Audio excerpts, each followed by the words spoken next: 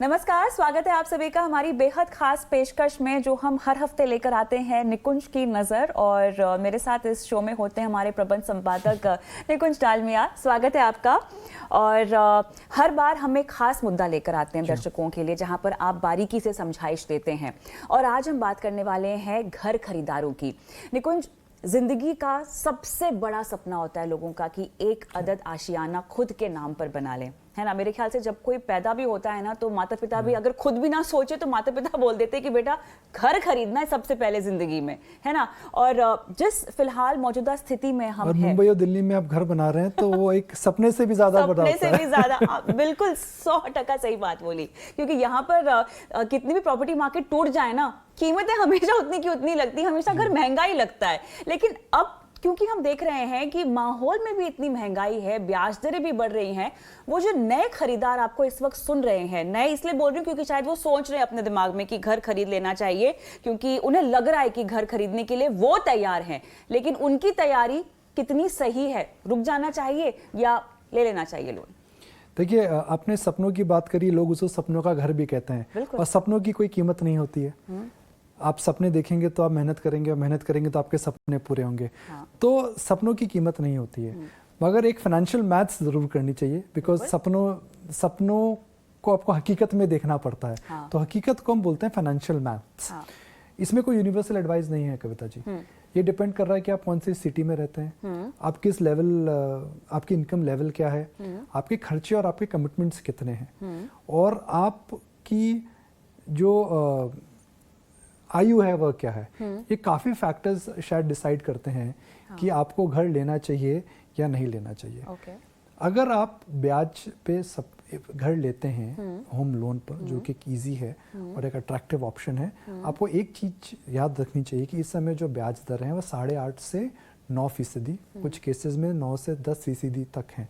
तो आप जो लोन ले रहे हैं आपको उसकी कॉस्ट ऑफ सर्विसिंग भी देनी पड़ेगी। अच्छा। और जो कॉस्ट ऑफ सर्विसिंग है वो आपको उसको लोन को में आपके टोटल वैल्यू में ऐड करना चाहिए। जैसे कि आपने अगर 3 करोड़ का घर खरीदा, अगर आप 20 साल का होम लोन देते हैं तो जब तक आप कॉस्ट ऑफ सर्विसिंग करेंगे तो उसकी कीमत काफी ज्यादा हो जाएगी, 5 करोड़ से ऊपर ज्यादा हो जाएगी। तो आपको उस बात को भी ऐड बैक करना चाहिए कि आप जब निवेश कर रहे हैं, आप जब घर ले रहे हैं, तो आफ्टर कॉस्ट ऑफ सर्विसिंग आपके हिसाब से उस घर की कीमत क्या हो सकती है। अच्छा। ये सबसे इम्पोर्टेंट बात है। सेकेंड, अपनी बैलेंस शीट को स्ट्रेच ना करें। मैं बुनियादी चीजें बोल रहा हूँ, मगर बैलेंस शीट जब स्ट्रेच ना करें, जरे होम लोन है, आपने 2 साल पहले होम लोन की जो रेट थी 6.5 थी, अब 9% हो चुकी है। अगर आपकी होम लोन की रेट 6.5 से 9% हो चुकी है, मेरे पास भी होम लोन एक है, और मैं देख रहा हूँ कि अब क्योंकि उस समय इंटरेस्ट रेट्स कम थी तो हमने कमिटमेंट बढ़ा कर दिया। अब इंटरेस्ट रेट ज़्यादा आ रही हैं, तो cost of servicing of that commitment now is having effect on a disposable income. बिल्कुल सही। तो एक फार्मूला, हर इंसान का एक अलग फार्मूला होता है, वो डिपेंड कर रहा है आप कहाँ ले रहे हैं, किस लेवल से ले रहे हैं, क्या आपके खर्चे हैं, और आपके ऊपर डबल इनकम है या नहीं है। तो ये सब फैक्टर्स मेरे हिसाब से बहुत मैटर करते हैं जब आप एक होम लोन ले रहे हैं। मौजूदा समय में क्या ये इस फैसले को थोड़ा सा डिले कर लेना चाहिए क्या? जिस तरह से ब्याज दरें बढ़ रही हैं, थोड़ा सा रुक जाना चाहिए? अगर इतनी जल्दी नहीं है आपको लेने के लिए तो रुका जा सकता है? अगेन वो कॉस्ट ऑफ प्रॉपर्टी पे डिपेंड करता है। आपने प्रॉपर्टी में इन्वेस्ट किस लेवल पर करा है, आपने कौन से शहर में करा है, आपने किस बिल्डर के साथ करा है, और आपकी कॉस्ट ऑफ एक्विजिशन क्या है। अगर आपको मार्केट वैल्यू से नीचे कोई चीज मिलती है तो जाहिर सी बात है उसमें लेना चाहिए। बिल्कुल। हाँ। अगर आपको मार्केट वैल्यू से बहुत ज्यादा, देखिए हर कोविड के बाद हमने अलग अलग शहरों के अंदर अलग अलग प्राइसेस में चेंजेस देखे हैं। गुड़गांव एनसीआर रीजन जहां बोलते हैं वहाँ पे प्राइसेस 40 से 50% ऊपर गई हैं। हैदराबाद तेलंगाना के अंदर प्राइसेस काफ़ी ज़्यादा ऊपर गई। बैंगलोर में आईटी बूम आया था। बॉम्बे में सबर्ब्स में ज़्यादा अप्रिसिएशन हुआ है, मगर आप अगर बात करें साउथ बॉम्बे की, सेंट्रल बॉम्बे की, उनके अंदर अप्रिसिएशन नहीं आया है। तो कोई यूनिवर्सल लॉ नहीं है कि आपको कब लेना चाहिए, कैसे लेना चाहिए। I think the basis of your decision to buy a home is a pure function of need, affordability, disposable income, and your ability to service the debt for next 5 to 7 years. आप अगर अपनी balance sheet को stretch करते हैं और आपको दूसरे खर्चों में समस्या आती है, तो होम लोन जो आज एक सपना लग रहा था, एक आपको एक बुरा सपना लगने लगेगा। जो मीठी यादें हैं वो खट्टी यादें हो जाएंगी। तो हम जैसे हिंदी में कहते हैं ना कि जितनी चादर हो उतने उतना ही पैर पैर फैलाना फैसा लें। चाहिए। तो होम लोन के लिए भी मेरे हिसाब से कि बहुत ही बुनियादी फैक्टर है। मगर एक चीज़ मेरा इस समय मानना है, और मैं एक निजी तौर पे भी कर रहा हूँ, मैं एक अपने आप से सवाल पूछता हूँ कि अगर मैं फिक्स डिपॉजिट्स में इस समय पैसा रखता हूँ, हाँ। तो मेरी कॉस्ट ऑफ जो इमरजेंसी फंड नहीं है, अच्छा, जो आप इमरजेंसी फंड को आप हटा दीजिए, वो तो आपको टच नहीं करना चाहिए, बिकॉज आपको इमरजेंसी फंड्स आप बोलते हैं।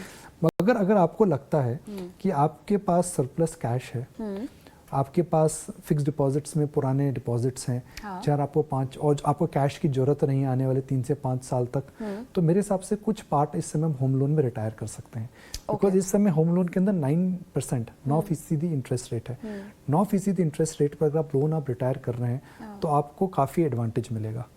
सेकंड, इस समय बहुत कम इंस्ट्रूमेंट्स हैं जिनके अंदर आपको इस प्रकार का रेट ऑफ रिटर्न मिलेगा। हाँ। मगर आप लंबी अवधि के लिए आप देख सकते हैं, तो मार्केट जैसे ऊपर नीचे जाता है कविता जी, वैसे होम लोन रेट्स भी ऊपर नीचे जाती हैं। हाँ। जैसे जैसे इन्फ्लेशन नीचे आएंगी, जैसे जैसे चीज़ें नीचे आएंगी, तो मेरा मानना है कि इंटरेस्ट रेट्स भी कम होने लगेगा। तो अगर आपके पास सरप्लस कैश है जो आपको लगता है कि आपको ज़रूरत नहीं है, और वह ऐसी एसेट्स में है, बैंक की सेविंग्स में पड़ा हुआ है, तो धीरे धीरे करके अगर होम लोन अगर आप चुकाते हैं तो मेरे हिसाब से वह आपको लॉन्ग टर्म में बेनिफिट मिलेगा। आप ये पूछिए कि आपके पास जो कैश है, आप उसमें 9% से ज़्यादा रिटर्न निकाल सकते हैं क्या? अगर नहीं निकाल सकते हैं और आपको कैश की जरूरत नहीं है, तो आपको होम लोन रीपे करना चाहिए, जितना भी कर सकते हैं। एक और चीज जो लोग हमें पूछते हैं, ये तो अगर आपके पास रीपेमेंट की क्षमता है तब तो आपको कर ही देनी चाहिए। अच्छा, अक्सर जो लोग हमें चैनल पर सवाल भेजते हैं वो ये है कि एक तो हमारा होम लोन चल रहा है, दूसरा क्या उतने ही अमाउंट की या तकरीबन उतने अमाउंट की क्या हमें SIP शुरू कर देनी चाहिए? अगर आप कर सकते हैं तो बहुत अच्छी बात है, क्योंकि इक्विटीज़ में अगर आप निवेश करते हैं तो 10 साल के अंदर आपको जो इन्वेस्टमेंट रिटर्न मिलेगा, हाँ। वो 12 से 13% के आसपास रहेगा, जो हमने लॉन्ग टर्म एवरेज देखा है। हाँ। इंडिया की ग्रोथ अच्छी रहेगी, हो सकता है उससे थोड़ा ज़्यादा मिल जाए। मगर आपकी कॉस्ट ऑफ सर्विसिंग जो लोन है हिंदुस्तान में 10-10.5% से ऊपर नहीं जाती है। हमने इंटरेस्ट रेट की साइकिल जो देखी है, तो मेरे हिसाब से वो एक बड़ा एडवांटेज है। और 10 साल के अंदर मेरा ये मानना है कि इंडिया के अंदर रियल एस्टेट भले ही कम बढ़े, भले ही मुंबई में ज़्यादा बढ़े, दिल्ली में कम बढ़े या वैसा वैसा हो, मगर रियल एस्टेट में 10 साल में अप्रिसिएशन आएगा ही। जो कोविड के बाद जो अप्रिसिएशन आया था वो आना मुश्किल लग रहा है, बिकॉज अफोर्डेबिलिटी पे असर आ रहा है, मगर अप्रिसिएशन तो जरूर आएगा। एक और चीज जो हम लोग लगातार पढ़ते भी रहते हैं, कई बार हमने अपने शोज पे भी इसको कवर किया है, वो ये है कि एक डिबेट चला रहता है। जी हाँ, मैं सवाल से पहले समझ सकता हूँ क्या डिबेट है। कई बार आप गेस कर लेते हैं डिबेट क्या है। रेंट वर्सेस ओनरशिप, ये एक एवरग्रीन डिबेट है। हाँ। मगर जो बड़े शहरों में हम आंकड़े देखते हैं, वहाँ कॉस्ट ऑफ रेंट जो है वह 3 से 3.5% है। तो अगर आप जिस प्रॉपर्टी में रहते हैं उसकी कीमत अगर 3 करोड़ है, तो उसका जो 3 से 3.5% जो टोटल आपका जो कॉस्ट है, वह आपकी टोटल रेंटल कॉस्ट होती है। एक थंब रूल है, हाँ। मतलब व्हेन आई से it's a very basic thumb rule.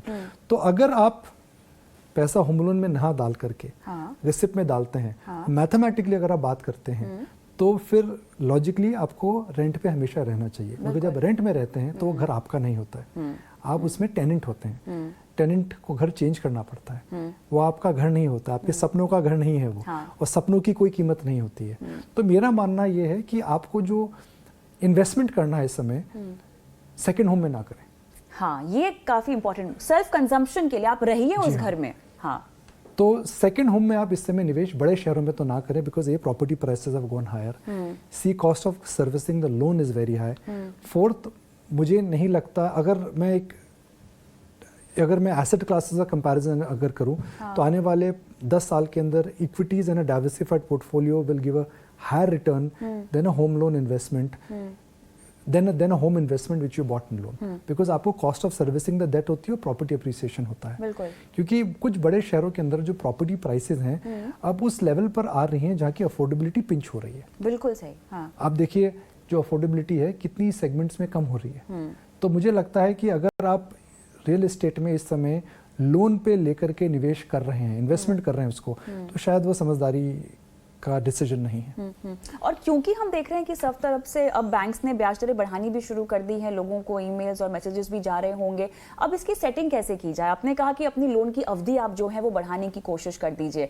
बहुत सारे बैंक्स अगर ये नहीं ऑप्शन दे रहे हो क्योंकि अब इतनी ब्याज दरें बढ़ गई हैं, तब तो फिर मेरे ख्याल से आपको स्ट्रेच करना ही पड़ेगा, इकलौता वही विकल्प बचेगा। क्या किया जाए? जी हाँ, वही है, क्योंकि कैलकुलेशन होती है कि एक beyond certain beyond a certain threshold वो आपका टेन्योर नहीं बढ़ा सकते। बेसिक बैंक्स एक मूल्यांकन निकालते हैं कि भाई आपकी कॉस्ट, अगर आप सैलरीड इनकम पे हैं तो आपकी कॉस्ट, आपकी जो रिटायरमेंट एज है वह क्या रहेगी।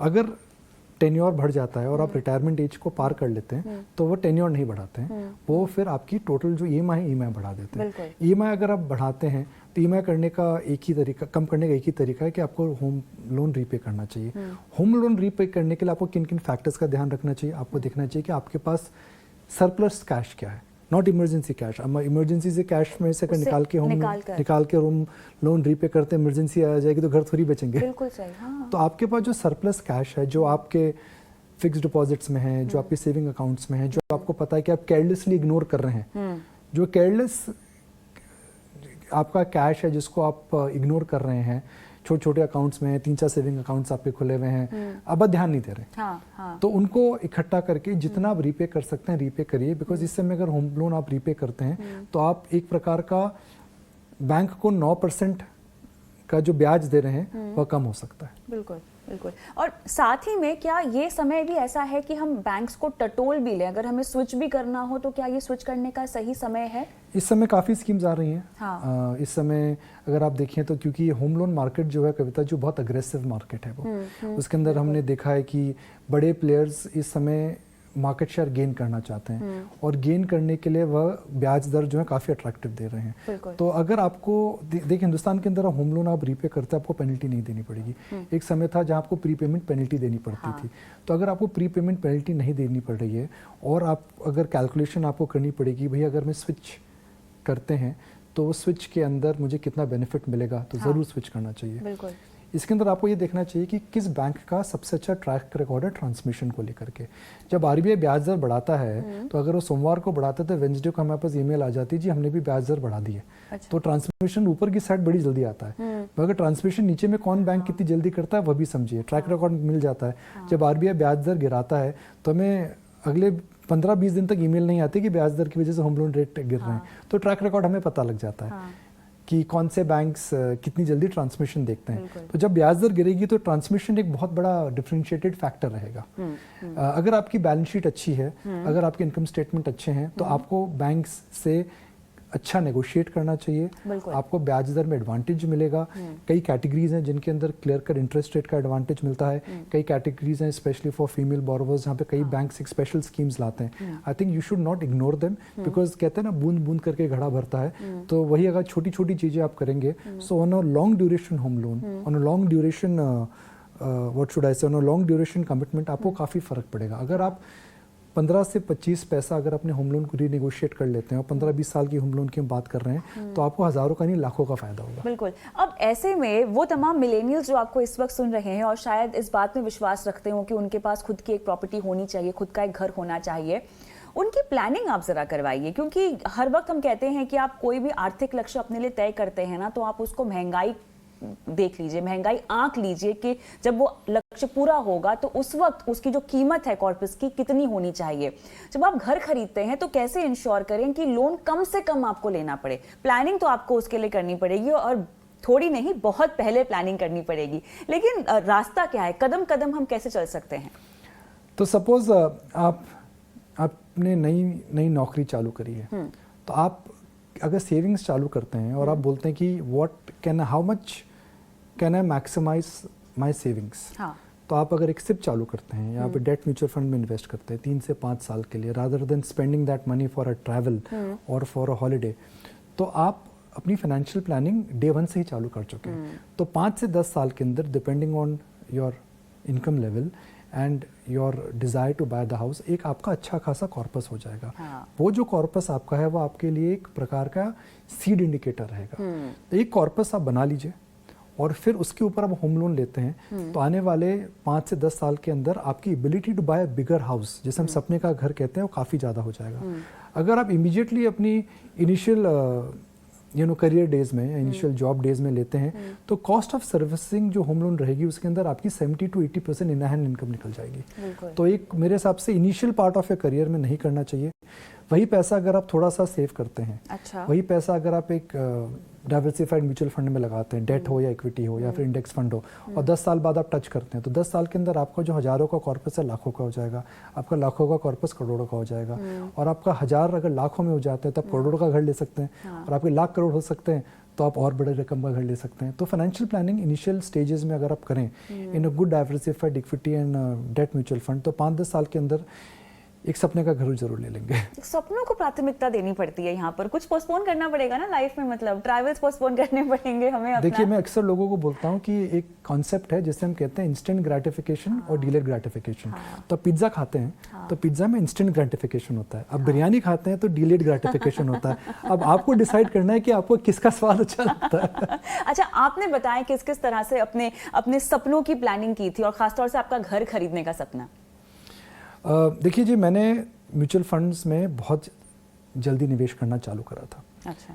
और शायद इस मीडिया जॉब में क्योंकि हम फाइनेंशियल मार्केट्स ट्रैक करते हैं तो हमें जिन लोगों ने उस समय समझाया था मार्केट पावर ऑफ कंपाउंडिंग समझ में आई थी।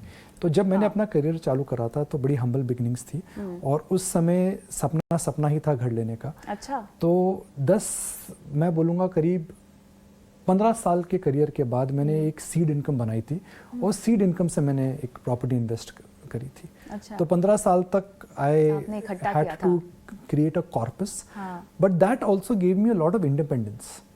That give me a lot of independence in terms of when to buy, how to buy. अच्छा। जब डिक्लाइन आया मार्केट के अंदर, स्लम्प आया, तो जब मेरे पास सीड कैपिटल बन चुकी थी तो मैंने कंपल्सिव बायर लेकर के घर नहीं खरीदा। अच्छा। जब मैंने घर लिया तो मुझे मार्केट के डाउनटर्न में घर मिला। हम अंग्रेजी में कहावत बोलते हैं that it is when you are a home buyer it is important that the pricing power is with you. अच्छा। तो अभी आप देखेंगे तो प्राइसिंग पावर जो है सब बिल्डर्स के पास है, मगर कोविड में जो प्राइसिंग पावर था वो बायर के पास था। तो आप अगर एक कॉर्पस बनाते हैं, आप मार्केट में अगर एक बुरे समय का इंतजार करते हैं तो suddenly things will look favourable. अच्छा। मगर आपको तैयारी करनी पड़ती है। तो तैयारी सबसे पहले जो आपके पास इन हैंड इनकम आती है उसको समझदारी से निवेश करें, उस कॉर्पस को बड़ा करें। मैंने इक्विटी और डेट म्यूचुअल फंड्स में निवेश करा, उससे एक सीड कॉर्पस आ गया। उस सीड कॉर्पस को मैंने संभाल के रखा, और जब मुझे रियल एस्टेट मार्केट में मंदी लगी तो एक अच्छे बिल्डर से जा करके एक अफोर्डेबल, जो मेरी अफोर्डेबल रेंज थी वहाँ पे जाकर के मैंने निवेश करा। तो एक सिंपल मूल मंत्र है, अगर आपके पास एक बड़ी हम्बल बिगनिंग है, एक बेसिक बिगनिंग है, तो पहले कॉर्पस बनाइए। अगर मैं अपने बिगनिंग ऑफ द करियर के अंदर घर लेता तो उस लोन को सर्विस करने में मुझे बहुत समस्या होती, और जिस प्रकार का मेरा सपनों का घर था, सपना जरूर पूरा होता, मगर शायद ये जो अभी सपना पूरा है और अच्छा लग रहा है। बिल्कुल। तो मतलब हम कह सकते हैं कि अपनी पहली सैलरी से ही अपने घर के सपने के लिए आप निवेश शुरू कर लें। देखिए, एक हाँ, तो आप अगर मैं एक बेसिक राय दे रहा हूँ जी, आप बोलते हैं जी I have very humble beginnings और मेरे पास सीड कैपिटल नहीं है। हाँ। तो आपको सीड कैपिटल बनाने का तरीका क्या है? तो आपके पास जो भी हर महीने आता है, जो भी आप सेविंग कर सकते हैं, एक लक्ष्य बना करके सेव करें कि भाई मुझे ये लक्ष्य बनाना है। ये एक बड़ा डिसीजन है, मगर मुझे फाइनेंशियल प्लानिंग करनी पड़ेगी। जब हम छोटे थे तो हमारे माँ बाप बोलते थे ना जी, आपको डॉक्टर बनना है तो पढ़ाई करनी पड़ेगी। हाँ, आपको अगर इंजीनियर बनना है तो आपको पढ़ाई करनी पड़ेगी। तो बचपन से एक इंडियन हाउस होल्ड के अंदर हमारी परवरिश चालू हो जाती है, और हमें हमारे माँ बाप एक प्रकार का एक मार्ग दिखाते हैं। तो जम करके हम पहले 10th का एग्जाम देते हैं, फिर इंजीनियरिंग कॉलेज में जाते हैं, फिर 4 साल वहाँ पे कठिनाई से एकदम मेहनत लगा करके पढ़ाई करते हैं। तो मेरे हिसाब से हाउस प्लानिंग भी, अगर आप पे वो कॉर्पस नहीं है तो प्रॉपर तरीके से आप करेंगे तो एक delayed gratification and power of compounding दोनों को आप कंबाइन करेंगे तो मेरा ये मानना है आपके सपने जरूर पूरे होंगे। बिल्कुल। और एक और चीज़ जो मुझे समझनी है रियल एस्टेट मार्केट को लेकर, देखिए कुछ पॉकेट्स हैं जो कि बहुत ज़बरदस्त महंगे हो चुके हैं, और जो नहीं अभी अच्छा कर रहे हैं उनकी जो मात्रा है वो थोड़ी सी कम ही है हालांकि, लेकिन जो ओवरऑल गर्म होता हुआ प्रॉपर्टी बाजार दिखाई दे रहा है, कहीं इसके ठंडा होने के आसार आने वाले वक्त में कुछ तिमाहियों में है कि नहीं है? बहुत मुश्किल है कविता जी बोलना, बिकॉज प्रॉपर्टी मार्केट जो एक बड़ा लोकल मार्केट होता है, काफ़ी अलग डायनामिक्स एट प्ले होते हैं। अगर हम मुंबई, क्योंकि हम रहते हैं तो मुंबई से हम एसोसिएट कर सकते हैं। मुंबई में आप देखिए कि किस प्रकार का इंफ्रास्ट्रक्चर बिल्टअप हो रहा है। हाँ। जब infrastructure coastal road, Howell road आएगी तो इस पूरे शहर का कि कायाकल्प हो जाएगा, बिल्कुल बदल जाएगी। तो यहाँ एक नया फैक्टर एट प्ले है। उसी प्रकार आप दिल्ली में आप जाएँ तो दिल्ली में एक नया इंफ्रास्ट्रक्चर पूरा क्रिएट हो रहा है। आज से 25-30 साल पहले गुड़गांव और एनसीआर रीजन नहीं होता था, चेंज हो चुका है। अगर आप देखें हैदराबाद और तेलंगाना के अंदर डिफरेंट फैक्टर्स एट प्ले हैं, बैंगलोर के अंदर डिफरेंट फैक्टर्स एट प्ले हैं। तो जो रियल एस्टेट मार्केट होता है एक बड़ा ही लोकलाइज मार्केट होता है। इंदौर और इंडिया में डिफरेंस है। तो आपको बड़ा ही लोकलाइज्ड एक स्टडी करना पड़ता है। फिर आप किस बिल्डर से एसोसिएट हो रहे हैं, क्या क्वालिटी ऑफ कंस्ट्रक्शन है, किस एरिया में कंस्ट्रक्शन है, आसपास कंस्ट्रक्शन कितना आ रहा है, कितनी पुरानी बिल्डिंग है, आप अगर अंडर कंस्ट्रक्शन ले रहे हैं तो उसके अंदर कितने अप्रूवल्स नेसेसरी हैं, बिल्डर का ब्रांड कितना है, कॉस्ट ऑफ सर्विसिंग कितनी है। एक इतने सारे फैक्टर्स हैं कि एक कोई सही जवाब नहीं है। ये स्टॉक मार्केट नहीं है कि जहाँ पर हम P multiple, price to book, earnings और वैल्यूएशंस को देख करके एक व्यू बना सकते हैं। अगर मेरे पोर्टफोलियो में रियल एस्टेट ना हो, खुद के लिए भी, सेल्फ कंजम्पशन के लिए भी अगर आपने नहीं खरीदा हो तो चलेगा? देखिए, मेरे हिसाब से सबको अपने सपने पूरे करने चाहिए। हाँ, वो तो है, लेकिन इस सपने को प्राथमिकता नहीं दी है तो ये चल सकता है अगर आप कंफर्टेबल हैं। हाँ। अगर आपको लगता है दैट आप एक ऐसी लाइफ में जिसके see really depends on the choices Kavita. How much you want to prioritise living in your own house versus how much you want to value your financial freedom. बिल्कुल, ये बड़ी चॉइस है। यू नो, मेरा ये मानना है कि फाइनेंशियल मार्केट में राइट और रॉन्ग नहीं होता है। ये आपकी कंपल्शंस, आपकी चॉइस, आपका रिस्क एपेटाइट और आपका एक्सपीरियंस तय करते हैं। मैं कई लोगों को जानता हूँ जिनका पोर्टफोलियो 80 to 90% रियल एस्टेट में है, वो काफ़ी खुश हैं वो। मैं कई लोगों को जानता हूँ जिनके पास जीरो एक्सपोजर रियल एस्टेट का नहीं होगी उस पोर्टफोलियो में फिर उनके पास। हाँ, तो पर they are happy. They are happy because 10 साल के अंदर रेंटल इनकम आ रही है। 10 साल के अंदर उनको प्राइस के अंदर कोई उतार चढ़ाव ज़्यादा देखने को नहीं मिल रहा है। आज नहीं तो कल, कल नहीं तो परसों, परसों नहीं तो 6 महीने बाद, 1 साल बाद, 2 साल बाद रियल एस्टेट के अंदर हमेशा हमने देखा है कुछ ना कुछ अप्रिसिएशन होता है। बिकॉज हिंदुस्तान के अंदर देखिए आपकी आबादी बढ़ रही है और आपकी जो ज़मीन है उतनी है। तो इन प्रिंसिपल अगर आप देखें तो रियल एस्टेट की डिमांड ऊपर ही रहेगी। तो ये चॉइस होती है Kavita. There is, it's all about making choices in life that what you define as your comfort and your financial freedom. कोई सही और गलत तरीका मेरे हिसाब से नहीं है। बिल्कुल बिल्कुल बिल्कुल, कोई सही गलत तरीका नहीं है। बट एक तरीका ये है कि अगर आपके सपनों की लिस्ट में घर खरीदना है तो उसकी रणनीति, उसका नुस्खा आज आपको निकुंज ने दे दिया है, उस पर आपको अमल करना है। बहुत बहुत धन्यवाद समय निकालने के लिए।